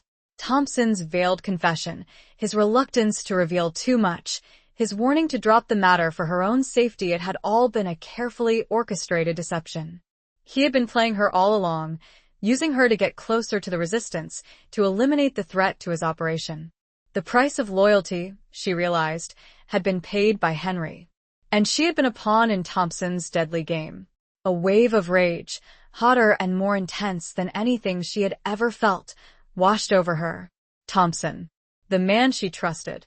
He was the reason for it all. And at 10 p.m., he would walk into the pub. Chapter 13. Escape from the battlefield. The revelation that Major Thompson was the maestro, the mastermind behind the Black Raven, sent a shockwave through Margaret. The man she had trusted, the man who had seemingly helped her, was the very person responsible for Henry's death. The betrayal cut deep, a wound that reopened the raw grief she had been struggling to contain. But there was no time for grief, no time for recriminations. Thompson was due to arrive at the Lamb and Flag at any moment, and Margaret had to be ready. She had to confront him, expose him, and bring him to justice. She quickly conferred with Jean-Luc and his comrades, explaining the situation and outlining a new plan. They would apprehend Thompson, question him, and force him to reveal the full extent of his treachery. They would then turn him over to the authorities, ensuring that he faced the consequences of his actions. It was a dangerous plan, fraught with risk. Thompson was a powerful man, well connected within the British intelligence community. He would not go down without a fight. But Margaret was determined. She would not let Thompson escape justice. She owed it to Henry, to Antoine, to all the victims of the Black Raven, to bring their tormentor to account. They positioned themselves strategically around the pub, waiting for Thompson's arrival. Margaret remained seated at the table with Genevieve, her hand resting on the pistol hidden beneath her coat. Jean-Luc and his comrades blended into the crowd, their eyes scanning the entrance, their hands hovering near their concealed weapons. The minutes ticked by, each one an agonizing eternity. The tension in the pub was palpable, a thick, suffocating atmosphere of anticipation and dread. Finally, at precisely 10 p.m., the door to the pub opened and Major Thompson walked in. He was dressed in civilian clothes, his face calm and composed, his eyes scanning the crowd. He spotted Genevieve sitting at the table, and a flicker of surprise, then suspicion, crossed his face. He saw Margaret sitting beside her, and his eyes widened in recognition. He knew he had walked into a trap. Before Thompson could react, Jean-Luc and his comrades moved swiftly, surrounding him, their weapons drawn. "Major Thompson," Jean-Luc said, his voice cold and steady. "You're under arrest." Thompson's face turned pale. He looked at Margaret, his eyes filled with a mixture of anger and fear. "Margaret," he said, his voice trembling. What is the meaning of this?" "You know what this is, Major," Margaret said, her voice unwavering. "You're the maestro. You're the one who betrayed Henry. You're the one who's responsible for his death." Thompson tried to deny it, to bluff his way out, but it was no use. Margaret presented the evidence. Genevieve's confession, the decoded messages, the connection to Quiet Rouge and the Black Raven. Thompson's facade crumbled. He knew he was caught. "All right," he said, his voice resigned. "You got me. But you'll never take me alive." He reached inside his coat, as if to draw a weapon. But before he could, Jean-Luc's comrade, a burly man named Pierre, struck him with the butt of his rifle, knocking him to the ground. Thompson lay unconscious, his body sprawled on the floor of the pub. The other patrons stared in shock and disbelief, unsure of what had just transpired. Margaret looked at Thompson's unconscious form, her heart filled with a mixture of satisfaction and sadness. She had brought him to justice, but it wouldn't bring Henry back. Jean-Luc and his comrades quickly and discreetly removed Thompson from the pub, taking him to a secure location where they could question him further. Margaret remained behind, watching as the pub slowly returned to its normal state of boisterous activity, the incident seemingly forgotten. But for Margaret, it was far from over. She had exposed the maestro, but the Black Raven was still out there, its network of spies and collaborators still operating. She knew she had to continue the fight, to dismantle the organization and ensure that no one else suffered the same fate as Henry. She left the pub, stepping out into the cold night air. The city was shrouded in darkness, the blackout restrictions casting long, eerie shadows. She felt a profound sense of loneliness, a deep ache in her heart. But she was not alone. She had Jean-Luc and his comrades, she had the memory of Henry, and she had a newfound purpose, to fight for justice, for freedom, and for a world where love and loyalty were not betrayed. The escape, in a very real sense, wasn't about fleeing the battlefield of war, but escaping the confines of grief and inaction. She was emerging into a new battlefield, one where she would be both warrior and avenger. The first battle was won, but the war continued, and Margaret was ready to wage it. Chapter 14. A Haven in the Ruins. The capture of Major Thompson, the unmasking of the maestro, was a significant victory, but it was only the first step in dismantling the Black Raven. Margaret knew that the organization was a hydra with many heads and that cutting off one would not necessarily kill the beast. She had to find the remaining members, expose their treachery, and bring them to justice. Jean-Luc and his resistance cell, having witnessed Margaret's courage and determination, pledged their continued support. They provided her with a safe house, a small, bombed-out church in a secluded part of London. The church was a ruin, its roof partially collapsed, its stained glass windows shattered, but it offered a sense of sanctuary, a place where Margaret could gather her strength and plan her next move. The church's atmosphere, a blend of sacredness and devastation, mirrored Margaret's own internal state. She was a woman wounded, grieving, but also a woman of faith, of resilience, determined to find solace and purpose amidst the ruins of her life. She set up a makeshift headquarters in the church's crypt, a damp, dimly lit space beneath the main sanctuary. She spread out her maps, her notebooks, her coded messages, creating a war room where she could continue her investigation. Jean-Luc and his comrades brought her information they had gathered about the Black Raven, identifying potential members, tracking their movements, and intercepting their communications. Margaret meticulously analyzed the data, piecing together the puzzle, searching for patterns, for connections, for any clue that might lead her to the remaining members of the organization.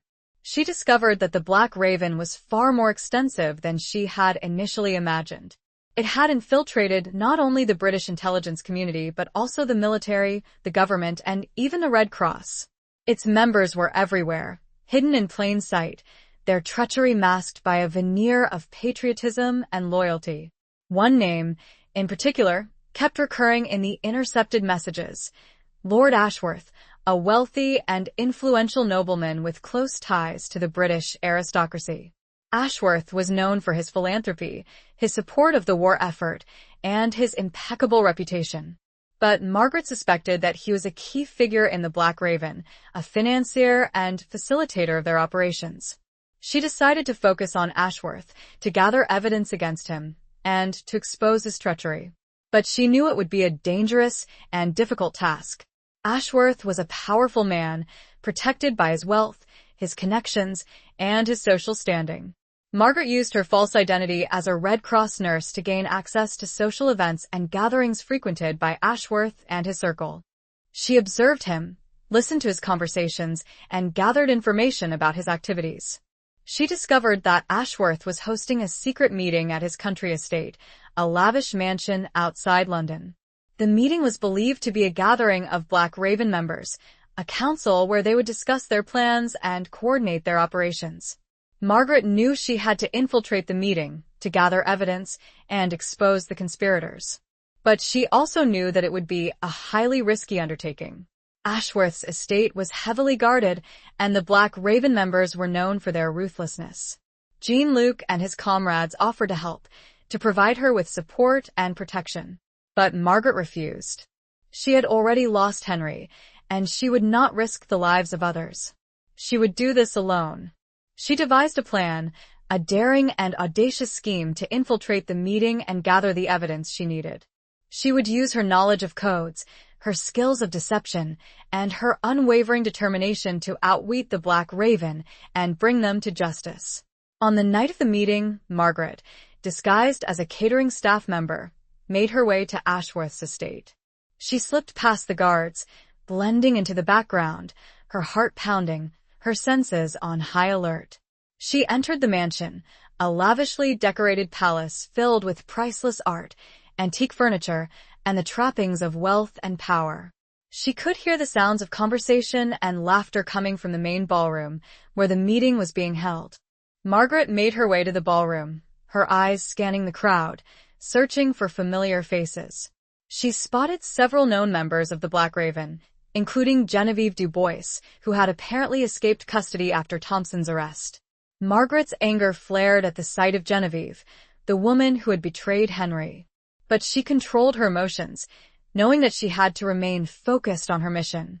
She positioned herself near the entrance to the ballroom, listening to the conversations, gathering information, and waiting for her chance to act.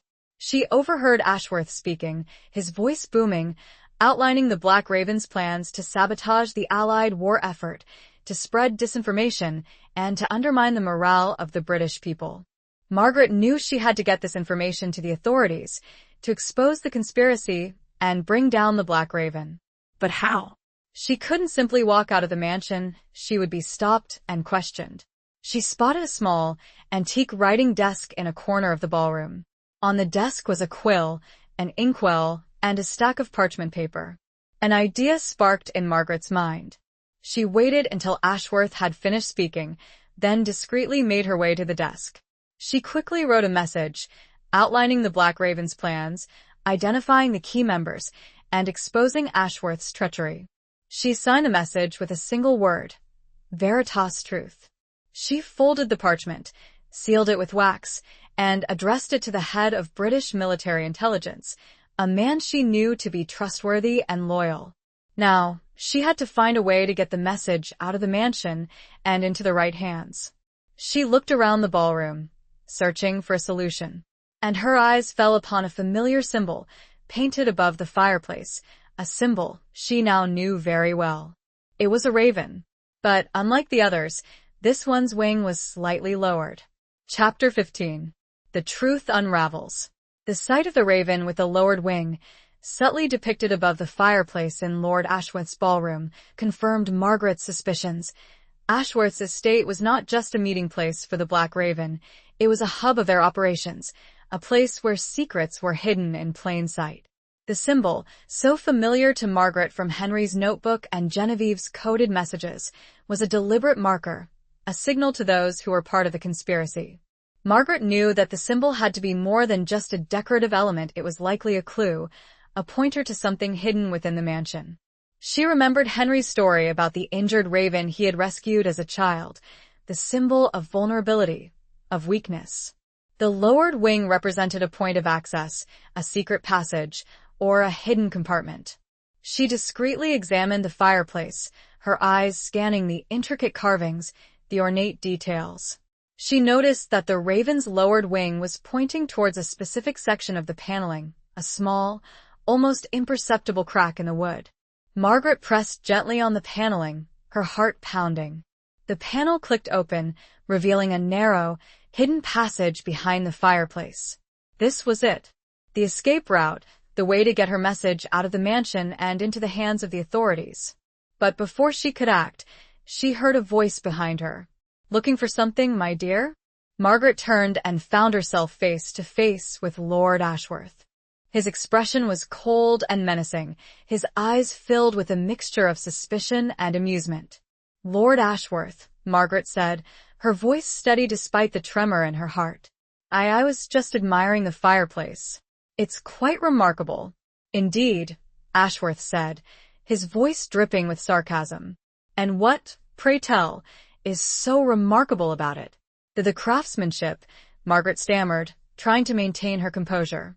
"The detail." Ashworth moved closer, his gaze fixed on Margaret. "You're not one of the catering staff, are you?" he said, his voice low and threatening. "Who are you? And what are you doing here?" Margaret knew she couldn't lie. Ashworth had seen through her disguise. "My name is Margaret Hayes," she said, her voice firm. "And I'm here to expose you and your Black Raven." Ashworth's eyes widened in surprise, then narrowed in anger. "You," he whispered. "You're the one who captured Thompson." "Yes," Margaret said. "And I'm here to finish the job." Ashworth laughed, a cold, mirthless sound. "You're a foolish woman, Miss Hayes. You think you can defeat me? You think you can bring down the Black Raven?" "I know I can," Margaret said, her voice unwavering. "I have the truth on my side." She reached into her pocket, pulling out the sealed parchment containing her message to the head of military intelligence. "This," she said, holding up the parchment, "will expose your treachery. This will bring you and your conspirators to justice." Ashworth lunged at Margaret, trying to grab the parchment. But Margaret was quicker. She sidestepped his attack, ducked behind the writing desk, and slipped into the hidden passage behind the fireplace. Ashworth roared in anger, pounding on the paneling, but it was too late. Margaret was gone. She found herself in a narrow, dark corridor, the air thick with the smell of dust and decay. She followed the passage, her heart pounding, her senses on high alert. The passage led her to a series of underground tunnels, a labyrinth of interconnected chambers and corridors. She realized that the entire estate was built on a network of secret passages, a hidden world beneath the opulent surface. She followed the tunnels, guided by instinct and a faint sense of direction. She could hear the sounds of pursuit behind her, Ashworth's men searching for her, their voices echoing through the tunnels. She reached a small, wooden door, hidden in the shadows. She opened the door and found herself in a deserted stable outside the mansion walls. She had escaped. She made her way to the nearest village, where she found a telephone and contacted the head of military intelligence. She explained the situation, described the message she had written, and gave him the location of Ashworth's estate. The authorities acted swiftly. They raided Ashworth's estate, arresting the Black Raven members, seizing their documents and uncovering a vast trove of evidence of their treachery. Ashworth was arrested, along with Genevieve Du Bois and several other key figures in the conspiracy. The Black Raven was shattered, its network of spies and collaborators exposed and dismantled. Margaret's courage and determination had brought down a powerful and dangerous enemy, avenging Henry's death and preventing further acts of sabotage and betrayal. The truth had unraveled, and justice was served. But for Margaret, the victory was bittersweet. She had achieved her goal, but the cost had been immense. She had lost Henry, her love, her future. She had been left with the ruins of the mission. As she looked at the newspaper, detailing Ashworth's capture, she felt a flicker of satisfaction, but was soon drowned in grief. The war had taken and would seemingly never stop. She felt hollow, and the victory seemed Pyrrhic. The unraveling was complete, but the fabric of her life was forever torn. Chapter 16. The Spy's Confession. The arrest of Lord Ashworth and the dismantling of the Black Raven brought a sense of closure, a feeling that justice had been served, but it did not erase the pain of Margaret's loss. Henry was gone, and no amount of retribution could bring him back. She was left with a void in her heart, a wound that would likely never fully heal. She returned to the bombed-out church, her sanctuary, the place where she had found solace and purpose amidst the ruins of her life. She felt a profound sense of emptiness, a weariness that went beyond physical exhaustion. She had fought, she had won, but the victory felt hollow. Jean-Luc and his resistance comrades welcomed her back with warmth and respect, acknowledging her courage and her contribution to their cause. But they also understood her grief, her need for solitude.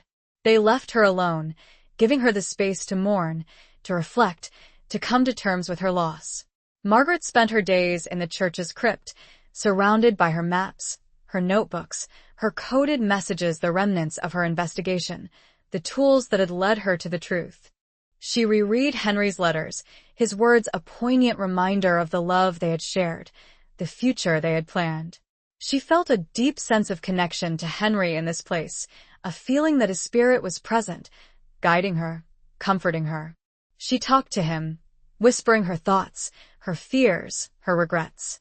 She found a strange solace in these one-sided conversations, a way to keep his memory alive, to maintain the bond that death had not been able to sever.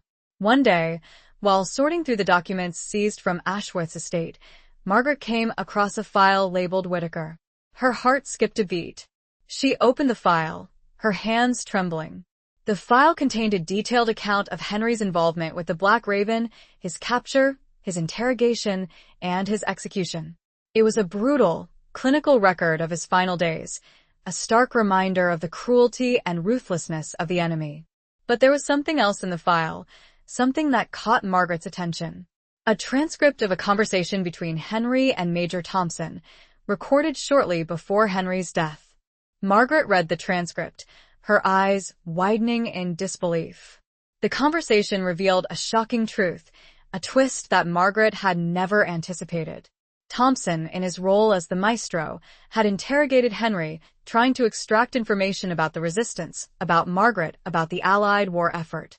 But Henry had refused to cooperate, remaining steadfast in his loyalty, protecting his comrades, and shielding Margaret from danger. Thompson had then offered Henry a deal. He would spare Henry's life, release him, and allow him to return to America if Henry agreed to work for the Black Raven, to become a double agent, feeding disinformation to the Allies. Henry had refused. He had chosen death over betrayal, sacrifice over self-preservation. But the most shocking revelation came at the end of the transcript. Thompson, frustrated by Henry's defiance, had revealed a secret, a truth that he had kept hidden for years. "You're a fool, Whittaker," Thompson had said. "You're throwing your life away for nothing. You think you're protecting your precious Margaret, but you don't even know the truth about her." What are you talking about?" Henry had asked. "Margaret Hayes," Thompson had said, his voice dripping with malice. "She's not who you think she is. She's one of us. She's been working for the Black Raven all along." Henry had vehemently denied it, refusing to believe Thompson's claim.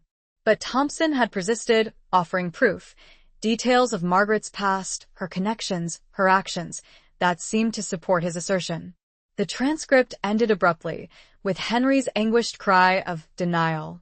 Margaret stared at the transcript, her mind reeling. Could it be true? Could Thompson's claim be anything other than a desperate lie, a final attempt to break Henry's spirit? She didn't want to believe it. She couldn't believe it. She had risked everything for Henry. She had fought for him. She had loved him with all her heart. But the seed of doubt had been planted, a nagging suspicion that she couldn't ignore. She had to know the truth, even if it meant confronting the possibility that her entire world had been built on a lie. She decided to investigate, to retrace her steps, to examine her past, her actions, her connections, searching for any evidence that might support Thompson's claim. It was a painful, agonizing process, a journey into the darkest corners of her own soul. But she was prepared for it. Henry's confession, from beyond the grave, had shaken her. But she was determined to respond with an investigation of her own. The question haunted her. Was she the very thing she had been fighting against? Chapter 17. Reunion amidst the chaos. The seed of doubt planted by Thompson's claim, the possibility that Margaret herself might have been unknowingly involved with the Black Raven, was a tormenting burden. She couldn't ignore it. She couldn't dismiss it as a lie. She had to know the truth, even if it meant shattering her own perception of reality. She began her investigation, retracing her steps, examining her past, her actions, her connections. She started with her childhood, her upbringing in a wealthy New York family, her education, her social circles. She found nothing, no evidence of any connection to espionage, to any subversive organizations. She then focused on her volunteer work at the hospital, her interactions with wounded soldiers, her involvement with the Red Cross. She scrutinized her every move, her every conversation, searching for any hint of manipulation, any sign that she might have been used, unwittingly, by the Black Raven. She remembered her initial encounter with Major Thompson, his seemingly helpful demeanor, his veiled confession, his warning to drop the matter for her own safety. Had he been grooming her, manipulating her, using her as a pawn in his deadly game? She reviewed the coded messages, the telegram, the clues that had led her to Henry, to the Black Raven. Had they been planted, deliberately placed to mislead her, to draw her into a trap? The more she investigated, the more confused she became. She found no concrete evidence to support Thompson's claim, but she also couldn't completely dismiss it. There were too many unanswered questions, too many coincidences, too many loose ends. One day, while searching through the archives of the Red Cross, Margaret came across a file that made her blood run cold. It was a record of donations, a list of individuals and organizations that had contributed to the war effort. And there, on the list, was a name she recognized: Lord Ashworth. Ashworth had made several large donations to the Red Cross, specifically to the branch where Margaret had volunteered. The donations had been made anonymously, through a shell corporation, but Margaret had no doubt that they were from Ashworth. Could this be the connection? Could Ashworth have used his donations to the Red Cross as a way to influence Margaret, to gain access to information, to manipulate her actions? She remembered the social events she had attended, the gatherings frequented by Ashworth and his circle. Had she been invited to those events, not because of her social standing, but because of her connection to the Red Cross, because of her proximity to wounded soldiers, to intelligence officers? The possibility was chilling. She had been so focused on exposing the Black Raven, on avenging Henry's death, that she had never considered the possibility that she might have been a target, a pawn in their game.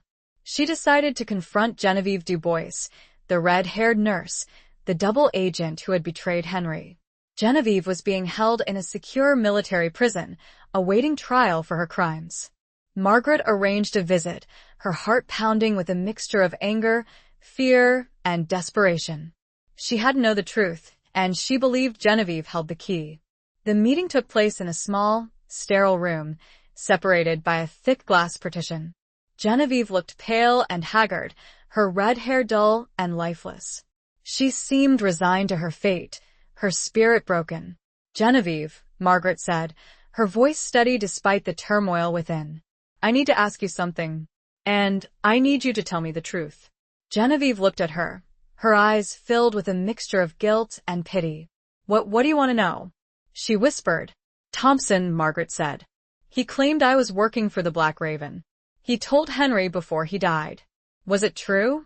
Genevieve hesitated, her eyes darting around the room, as if searching for an escape. But there was none. He was lying, she said, her voice barely audible. He was trying to break Henry, to make him betray you. Margaret felt a wave of relief, a release of the tension that had been building within her. But she wasn't satisfied. She needed more than just Genevieve's denial. Why? She asked. Why would he say that? What did he hope to gain? Genevieve looked down, her hands trembling. He wanted to use you, she said. He wanted to control you. He knew about your feelings for Henry. He thought he could use that to manipulate you. But how? Margaret asked, her voice urgent. How could he use me? Genevieve hesitated again, then took a deep breath. The donations, she said. Ashworth's donations to the Red Cross. They were a way to get close to you, to gain your trust. And, Margaret pressed. And to plan information, Genevieve continued. To feed you clues to lead you to certain conclusions. Margaret's mind raced. The telegram, the notebook, the decoded messages, had they all been part of Thompson's elaborate scheme? Had she been manipulated, not just by Thompson, but by the entire Black Raven network? But why? Margaret asked, her voice filled with anguish. Why would they do that? Genevieve looked at her, her eyes filled with a strange mixture of sadness and understanding. They wanted to discredit you, she said. To make you doubt yourself. To make you believe you were one of them. But I'm not, Margaret said, her voice firm. I never was. I know, Genevieve said. But Thompson, he was a master manipulator. He knew how to play on people's fears, their insecurities. Genevieve began to sob, tears streaming down her face. I'm sorry, she whispered. I'm so sorry for everything. Margaret looked at her, her heart filled with a mixture of pity and forgiveness. Genevieve had been a traitor, a betrayer, but she was also a victim, a pawn in Thompson's twisted game. It's all right, Genevieve, Margaret said, her voice softening. It's over now. She left the prison, her mind reeling, her heart heavy. She had the truth, or at least, a part of it. She had been manipulated, used, but she had not been broken. She had remained true to herself, to her love for Henry, to her commitment to justice. As she walked away from the prison and through the bustling London streets, a sense of peace, unexpected but welcomed, overcame her. It had been a long road of hardship. She turned a corner and stopped dead in her tracks. Standing before her, leaning against a lamp post, a familiar figure in a worn but clean uniform stood smoking a cigarette. It was Henry. Alive.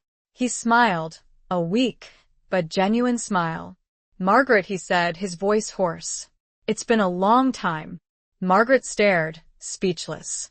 The chaos of the war, it seemed, had one final twist to reveal. He was here. And despite everything, he was alive. Chapter 18. The Reckoning of War. The sight of Henry, alive and standing before her, was a moment suspended in time, a rupture in the fabric of reality. Margaret's mind struggled to reconcile the image before her with the crushing certainty of his death, the grief that had consumed her for months. Was this a hallucination, a cruel trick of the war-torn mind? Henry? She whispered, her voice trembling, her hand reaching out to touch him, to confirm that he was real, not a phantom conjured by her longing. He met her touch, his hand closing around hers, his grip warm and firm. The contact sent a jolt of electricity through her, a surge of disbelief, joy, and overwhelming relief. It's me, Margaret, he said, his voice hoarse but undeniably his. I'm here. Tears streamed down Margaret's face, a mixture of joy and the agonizing pain of the past months. She flung herself into his arms, holding him tight, as if afraid he would disappear again. He held her close, his body trembling, his own tears mingling with hers. The reunion was a whirlwind of emotions, a torrent of questions, explanations, and shared grief. They found a quiet corner in a nearby park, a small oasis of peace amidst the bustling city, and sat on a bench, holding hands, their bodies pressed together, as if to bridge the gap of time and separation. Henry explained how he had survived. He had been shot, severely wounded, but not killed. Jean-Luc and Antoine, sacrificing their own escape, had managed to drag him to a hidden cellar beneath the castle, where they had tended to his wounds. They had kept him hidden, moving him from safe house to safe house, nursing him back to health. The escape had been arduous, a slow, painful journey through occupied France, aided by the resistance, by ordinary people who risked their lives to help a wounded soldier. He had been presumed dead, a convenient cover story that had protected him from further pursuit by the Black Raven. But the telegram, Margaret said, "The War Office, they told me you were dead." "I know," Henry said. "It was part of the plan. To protect me, and to mislead Thompson." He explained that Major Thompson, even before his unmasking as the maestro, had suspected Henry's survival.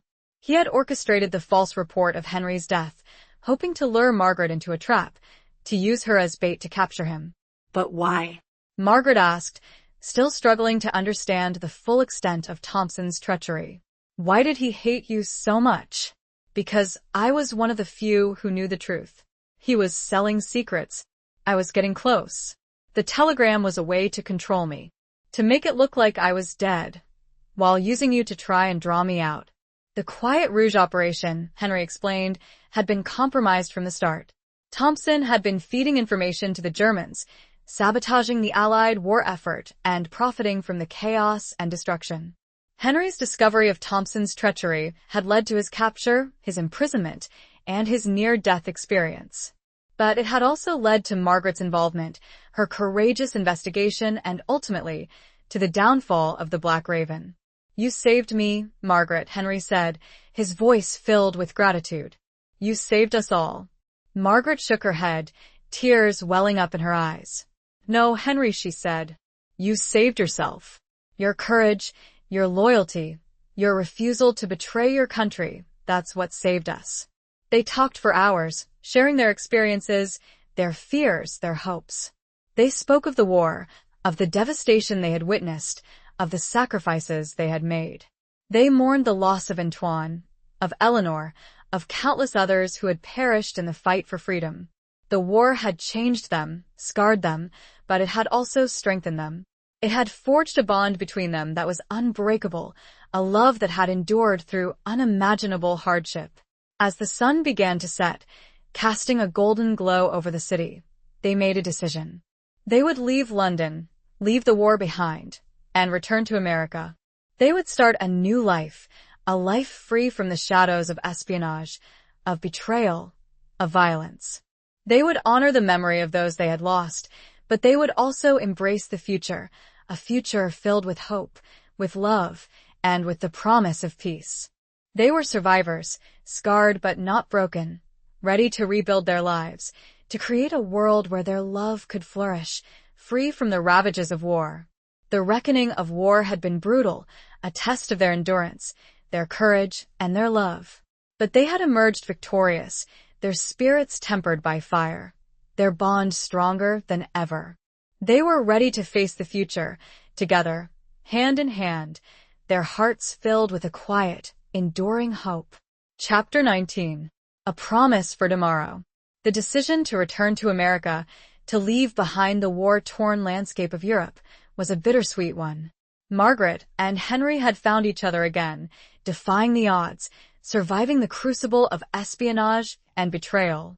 But they carried the scars of their experiences, the memories of loss and sacrifice, the weight of a world forever changed. They booked passage on a ship bound for New York, a journey that mirrored Margaret's earlier, desperate crossing, but this time it was a voyage of hope, of renewal, of a shared future. The sea, once a symbol of danger and uncertainty, now represented a passage to a new life, a chance to heal, to rebuild, to find peace. The voyage was a time of reflection, of quiet contemplation, of whispered conversations and shared dreams. They spoke of their future, of the kind of life they wanted to build together, a life far removed from the shadows of war, from the intrigue and deception that had consumed them. They envisioned a simple life, a peaceful existence, perhaps in a small town, away from the bustling cities, surrounded by nature, by the beauty and tranquility of the countryside. They dreamed of a home filled with love, with laughter, with children, a place where they could heal, where they could forget the horrors they had witnessed. But they also knew that they could never completely escape the past. The war had changed them, shaped them, and the memories would always be with them.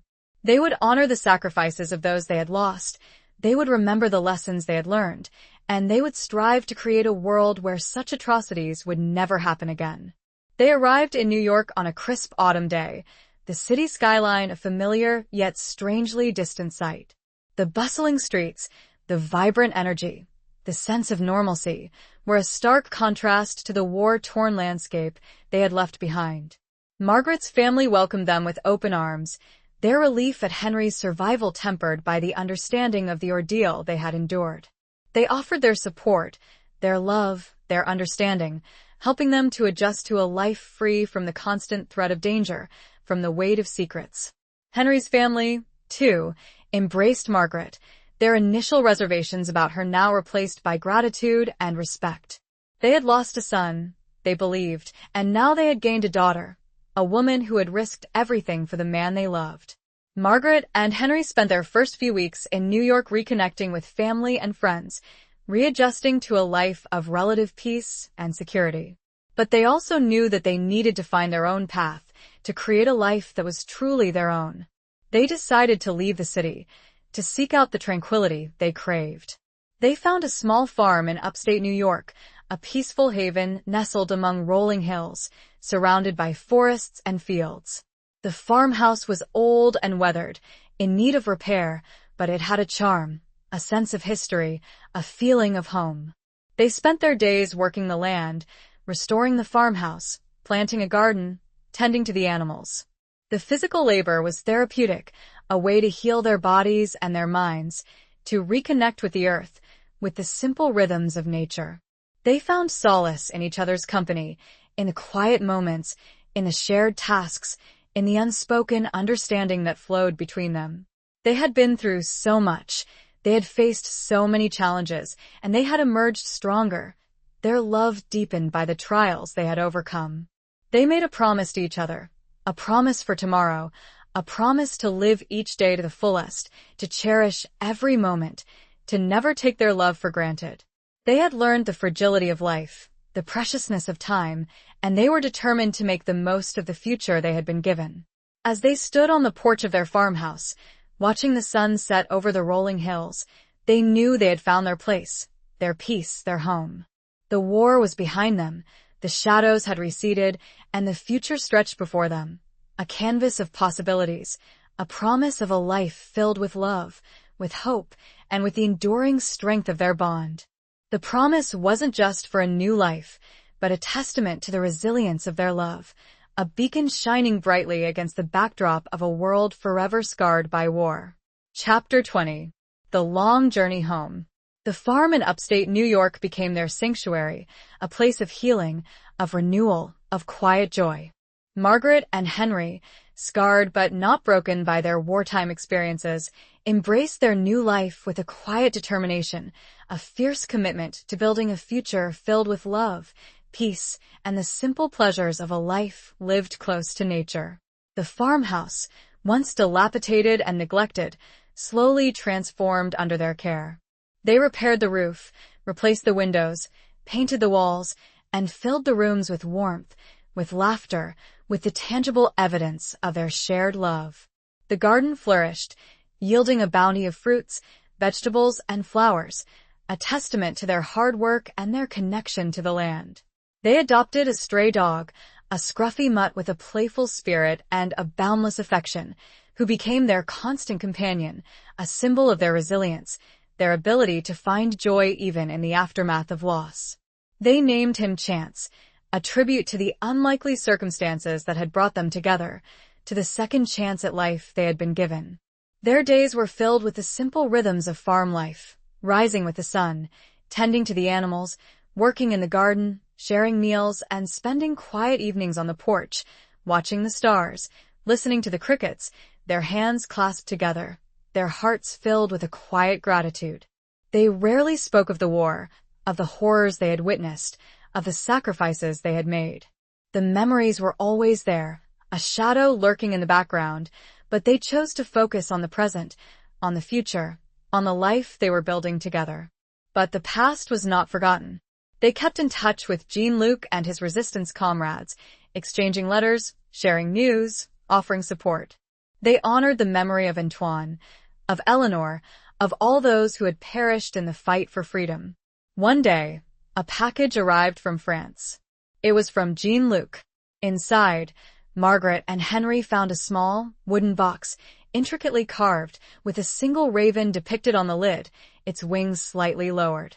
Margaret recognized the box immediately. It was from Chateau de Valois, from the hidden room behind the fireplace, the place where she had written her message exposing the black raven. Inside the box, they found a letter from Jean-Luc, explaining that he had retrieved the box during a recent visit to the chateau, which was now being used as a memorial to the resistance. He had found something inside the box, something he believed belonged to Margaret and Henry. Beneath the letter, nestled in a bed of soft cotton, was a small, silver locket. Margaret recognized it instantly. It was Henry's locket, the one he had always worn, the one containing her miniature portrait. He had lost it during his capture, and Margaret had believed it was gone forever. But here it was, returned to them, a symbol of their enduring love, a tangible reminder of the journey they had taken, the sacrifices they had made. Henry opened the locket, revealing Margaret's portrait, her youthful face smiling back at them, a snapshot of a time before the war, before the shadows had descended. He gently touched the portrait, his eyes filled with tears. "You kept it safe," Margaret whispered, her voice choked with emotion. "Always," Henry said, his voice firm. "Just like I promised." They held each other close, the locket a tangible link to their past, a symbol of their present, and a promise for their future. The long journey home had been arduous, filled with hardship, with loss, with pain. But they had made it. They were home. Together, their love a beacon of hope, a testament to the resilience of the human spirit.